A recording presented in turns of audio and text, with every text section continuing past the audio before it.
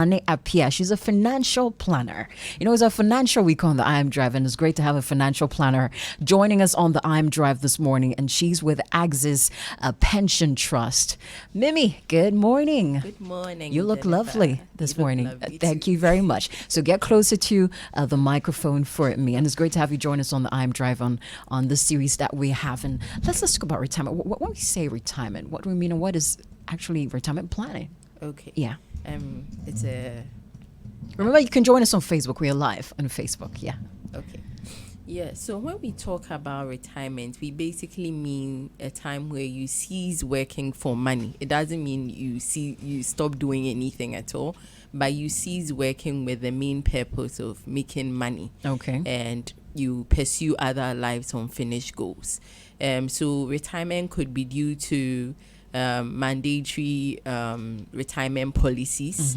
Probably government normally does that, or it could be due to health, or even lack of employment opportunities for people in that age group. Okay. So sometimes you have the informal sector, people who are self-employed saying, I don't think I'll retire, but your body can retire you. So retirement basically is when you cease working for money and pursue other goals. Ideally, by the time you retire, you should be financially independent.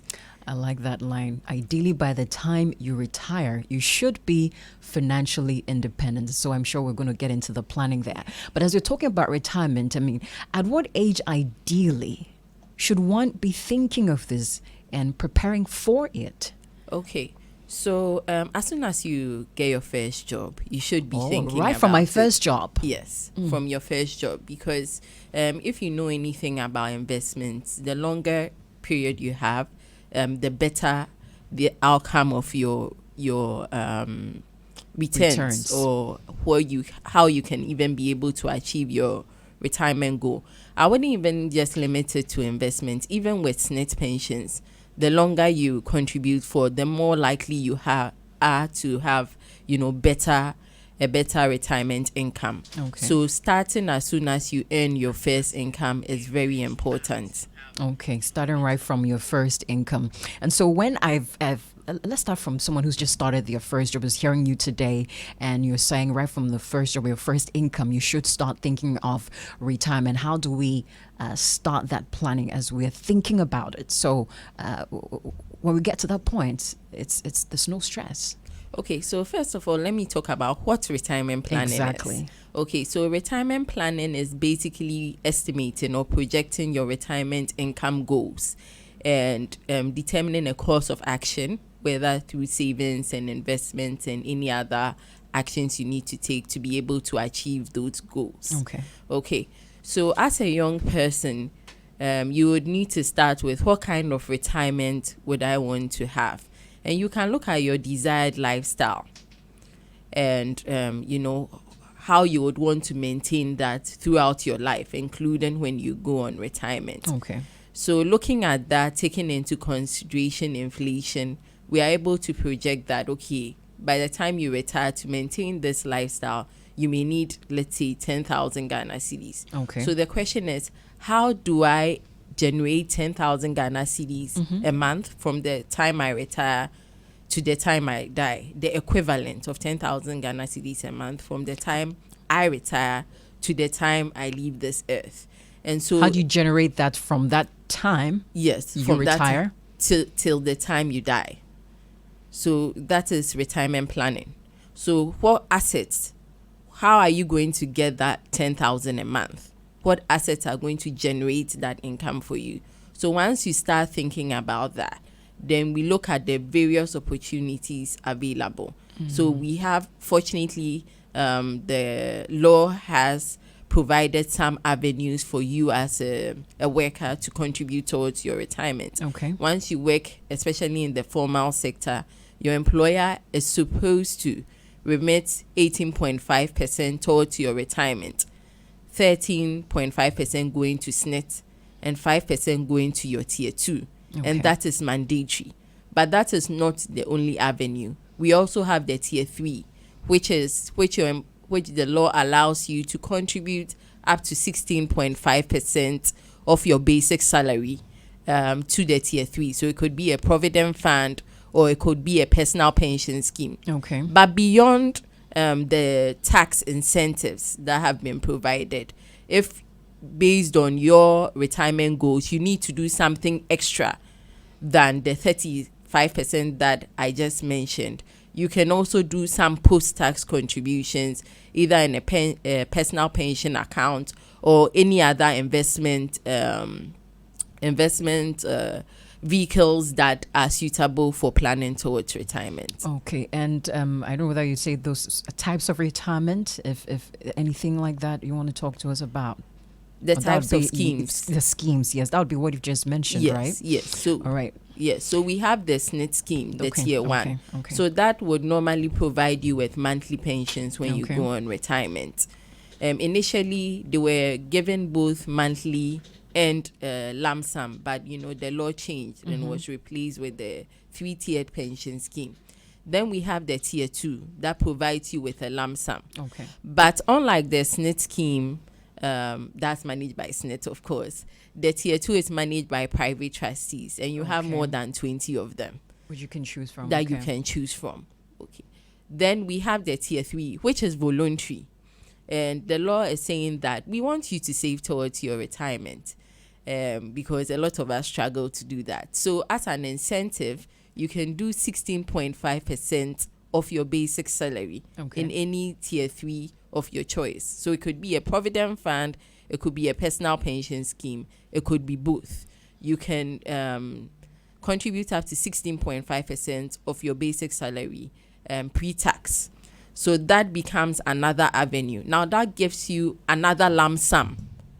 But with the personal pension and the provident fund, even though we are trying to encourage people to keep it till retirement, you can tap into it for other medium-term goals. And I know for most people who are employed, they are more likely to have some of these things you're talking about. How about those who started, they have their own businesses, the entrepreneurs? How can you ensure that you're also putting these measures in place for yourself? Yes, entrepreneurs are one of those people that I think sometimes when you own your business, you always look at things from the positive, which is good. It's not bad. And it shows in the figures. We just have, as at 2020, based on the report, the NPRA's annual report, we just had 4% of the informal sector, or let me say self-employed people, covered, having pension coverage. It's very important that every entrepreneur make sure that they are covered by pensions, because you retire. You will. You may not have government say you're 60, go on retirement, but at a point you may not have that energy to go to work. And COVID showed us that people are living from hand to mouth. If I don't go to work today, I'm going to be hungry. Yes. So you need to ask yourself, when I can no longer sit in a car and go to work, how am I going to sustain myself? I've worked for 30 years, 40 years, maybe 50. How am I going to sustain myself? So it's important that every self-employed person plans for their retirement. How do you do this? You can contribute to the SNIT scheme as a self-employed person. You can go to SNIT and say, okay, I think my basic salary is this amount, 1,000. Based on that, I want to contribute. And it's quite flexible. They can allow you to do for 3 months. So instead of coming every month, because most people wouldn't like to do that, you can pile up your contributions and do it in 3 months interval, 6 months, even a year. It's flexible. Another thing you can do is take advantage of the tier 3. The tier 3. Why would you say so? Yeah, because the tier 3 was created to help the informal sector also take advantage of pensions, the pension provision. Hitherto they were sort of left out. So with the tier 3, you can do even 35% of your what you consider as your basic salary pre-tax. And for those who are paying income tax, that's a good opportunity to reduce the taxes that you are paying to government. Tell us more about that. I knew you'd be excited about that. Tell us more about that. I love the smile on your face as you said that. I'm smiling too. Tell us more about that. Yeah, we don't like to pay taxes. Yeah, so we are always looking for free money opportunities to, have more value. And government is saying, or let me say, the Pension Act is saying that you can contribute as a self-employed person. You can contribute up to 35% of your basic salary into a tier 3 scheme pre-tax. Okay. Pre-tax. Remember that with the formal sector, they are doing the SNIT, they are doing the tier 2, they are doing the provident fund, so that comes up to 35. You also have that opportunity. So even if you decide not to go with SNIT and you want to just do a personal pension, you have up to 35% that you can take advantage of. This is the I Am Drive on Sunny 88.7. I'm seeing your questions coming through. Albert, could you please scroll up for me? Good morning to Aaron, who's joined us this morning. Okay, Aaron has lots of contributions and questions. Okay, says, let me take from the top. Says, if you're not economically... Oh, Albert, please go up for me. If you're not economically engaged or not officially working either in the formal or informal sector, how best can you save to have better retirement benefits?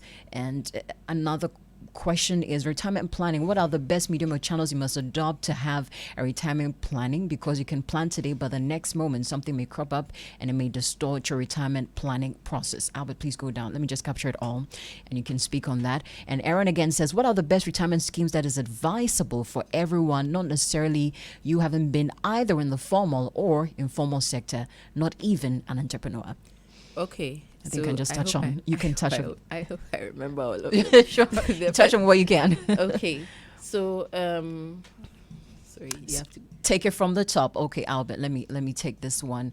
I think some of them you may have slightly touched on them already, so you can just let me know if you'd want us to skip. So he was saying, if you're not economically engaged or not officially working either in the formal or informal sector, how best can you save to have better retirement benefits?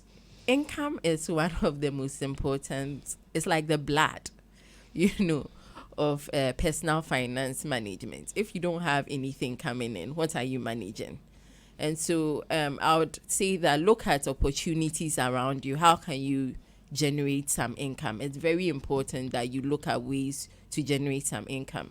Even getting maybe some income from some, it may not necessarily be you working. Maybe you don't have the ability to work, so you have somebody supporting. Okay. You can put a part don't of that. Chop all the money when they send the support. Messy. You can put that as income, so you can put a part of that. Okay. So that at a point when the person is no longer able at least you can sustain yourself. Yeah. That's a good one. Yeah. I have a question here. It says, JJD, please ask at what interest we get on our provident funds. Thanks.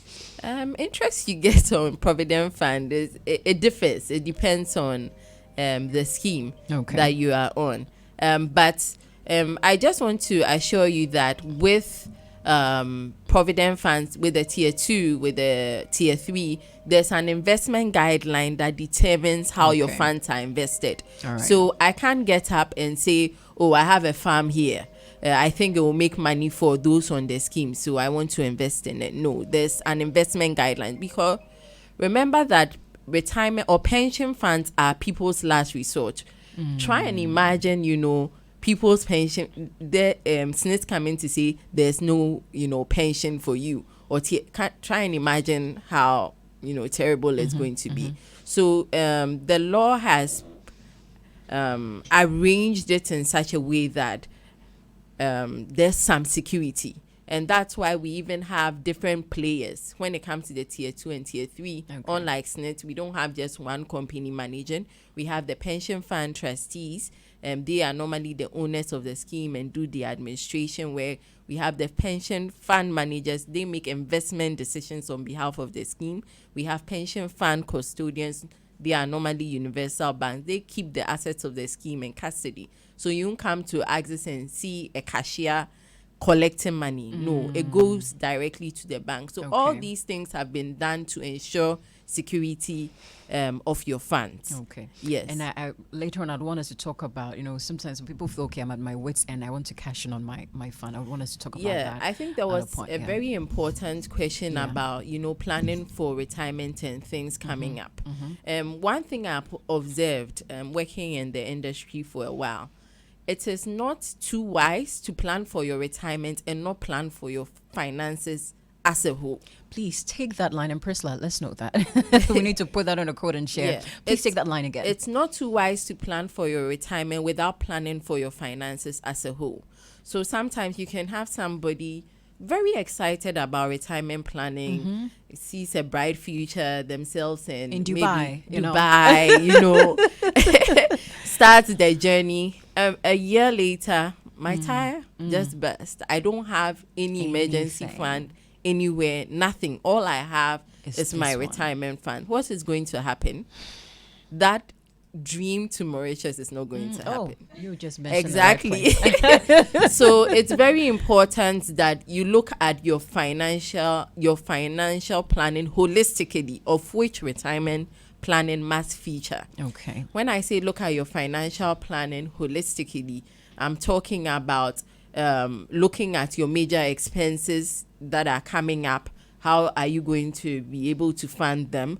Looking at your budget, making sure you are living within your means, investing for, like as I said, major expense, your child's education, all these other things. Also having an emergency fund. I mean, we're there in 2020 thinking about ourselves, and boom, COVID We're came. planning things. We're planning things, you know, and boom, COVID came. If you had an emergency fund, at least for 3 to 6 months, as prescribed by financial planners, it could even be longer based on the nature of your job, you would have been able to sustain yourself for a while you figure out, okay, what do I do next? Auntie Amma and Uncle Kwame. Yes. And after you've shared your long story, they say, no, I don't have. Exactly. Exactly. Even having an insurance. Yeah.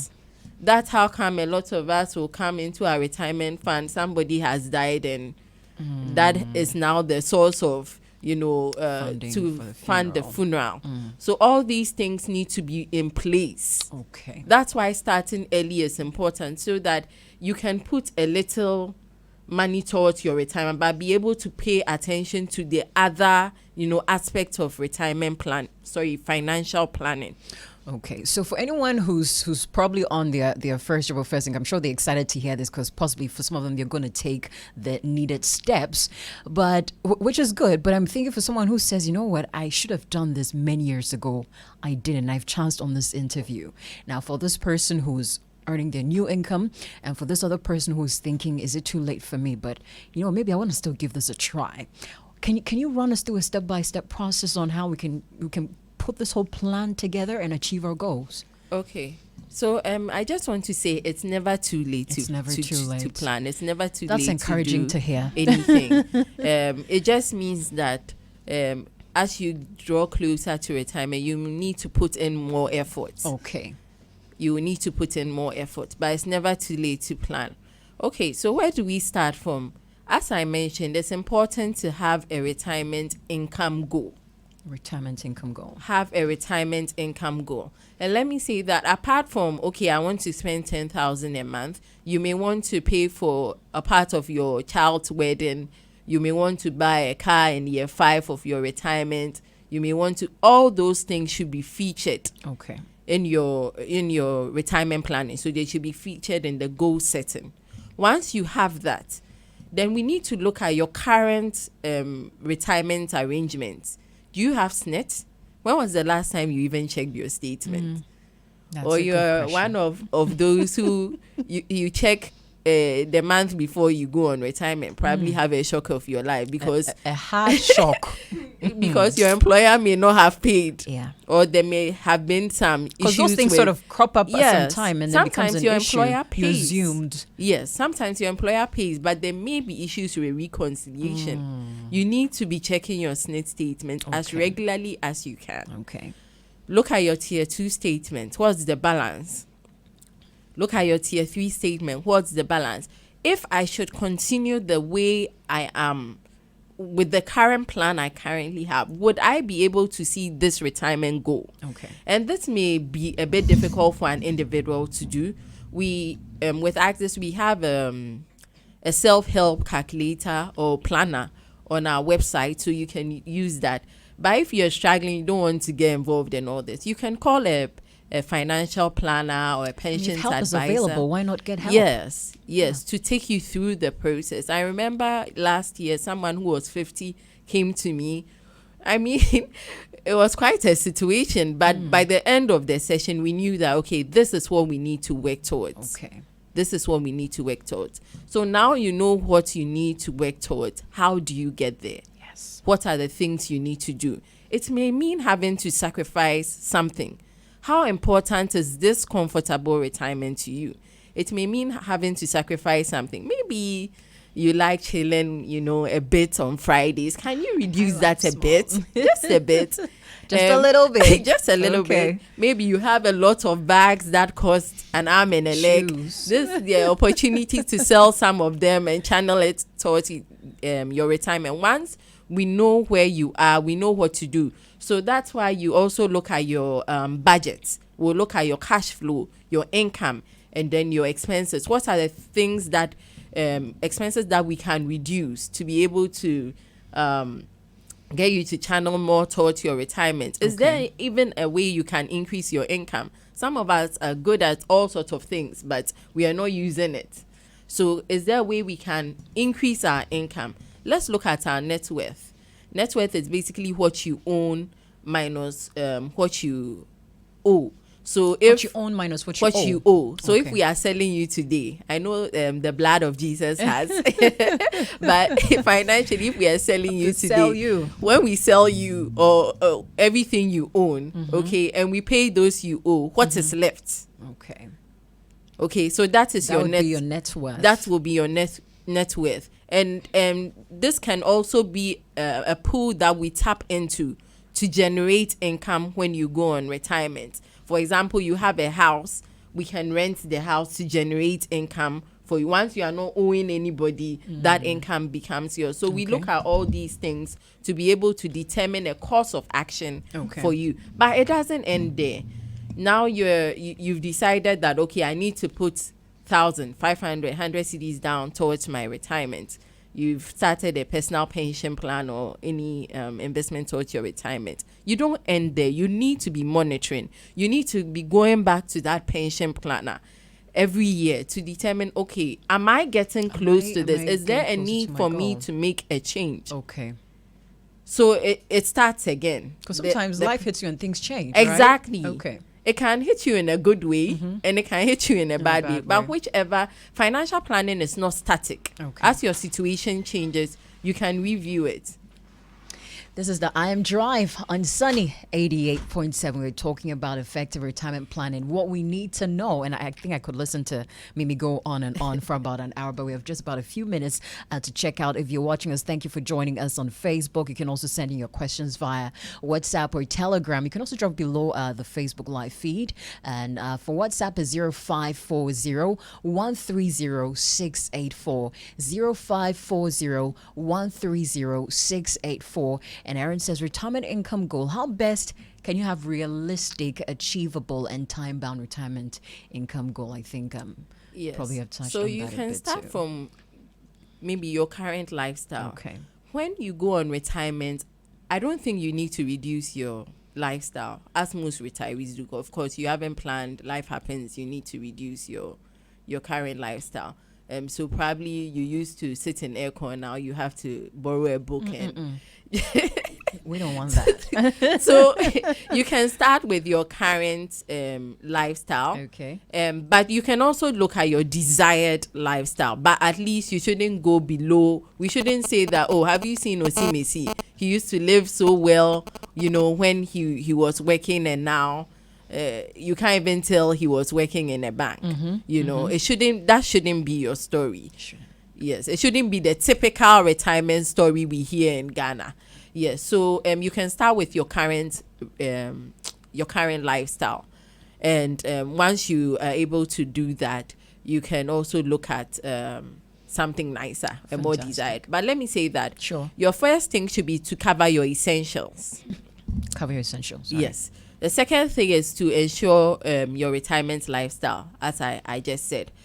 Third thing is to deal with emergencies, because you have retired, but there may be emergencies, which include health emergencies. Remember that when you retire, your employer would not be taking care of your health care. We just have a few employers that take care of their retirees' health care, but a chunk of employers don't do that. And that will be on you. I remember my mom sharing with me how she had to spend so much on her eye just last year. And this came from her pocket. Wow. Nobody was supporting that. So it's very important that, a lot of the time people will say when you retire, you spend less. It's not always true. It's not always true. It's not always true. Your problems change. It changes from children's school fees, hopefully, because some retirees still have to deal with that. Yes. To health issues, because we are growing. So your challenges are different. So it may not necessarily reduce. So projects. And I always say that look at those who have retired. Look at the situation they are going through. Look at their difficulties and use that to project. Okay.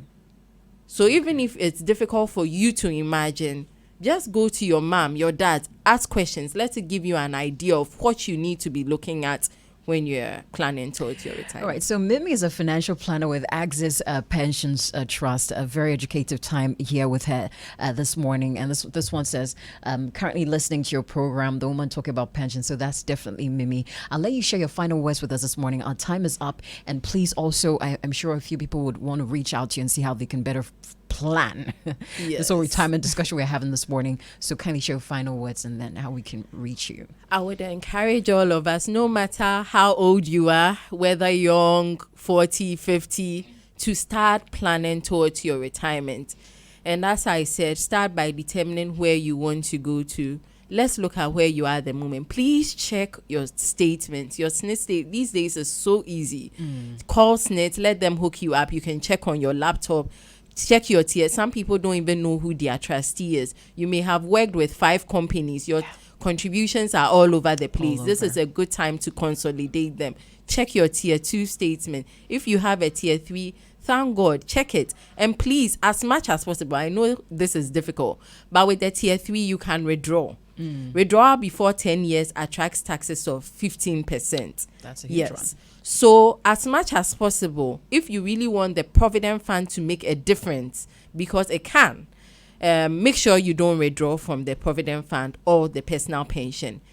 And once you realize there's a gap, please start now. You may not, the gap may be that you may need to do 500 a month. You may not have 500. If you have 100, start. At least you're reducing the gap. And let me just end with this and say that if you have 35 years to retire, you're doing SNIT religiously the right way. SNIT to replace your basic salary by 60%. If you, with the tier 2, an additional 26%, because tier 2 is just 5% of your basic salary. If you are taking advantage of the Provident Fund too, that is an additional 81%. So when you add all this, you are replacing your basic salary by 160%. So just taking advantage of the 3-tiered pension scheme, even without other looking at maybe some properties or anything, can ensure that you have a comfortable retirement. And I encourage all of you, if you need any support, you can reach us Access on 0302 738 555 0302 738 555. You can also reach me on 026 377 8274 026 377 8274. Mimi, it's been so awesome talking to you, and I'm sure particularly for the young ones out there who are going to open up themselves to applying what we've learned this morning. And I like the part where you said, it's not too late if you didn't start early. And so both ways, I think it's been a good morning for anyone who's been listening. Thank you very much, Mimi, for coming through this morning, for making the time. I'm sure we're going to call on you again. Sure. Keep listening to the I Am Drive. All right. Every minute is that important, so make it count. Master the skills, unlock that achievement potential, and elevate your career at Africa Career Training.